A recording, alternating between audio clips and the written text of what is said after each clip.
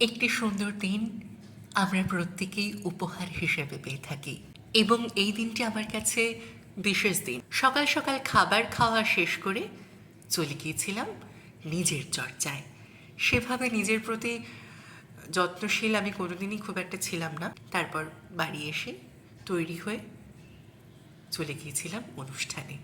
অনুষ্ঠান বলতে নিজের পরিবারেই যাওয়া, আর এই পরিবারের নাম হচ্ছে প্রয়াস। যিনি আমাকে সম্মানিত করছেন, উনি আমার এবং ছবিতে দেখা যাচ্ছে যাদের, তাদের প্রত্যেকের প্রিয় শিক্ষিকা।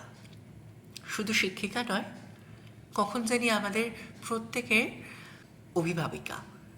তার হাত থেকে সম্মান নেওয়াটা আমার কাছে বিরাট বিরাট পাওনা। এবং যারা ছবিতে রয়েছে তাদের প্রত্যেকের সাথেই ছেলেবেলায় লেখাপড়া করে একসাথে বড় হয়েছি। এখন তারা প্রত্যেকেই নিজের নিজের জীবিকায় যুক্ত। সেদিন আমরা মিলন উৎসবে প্রত্যেকে এক হতে পেরেছিলাম।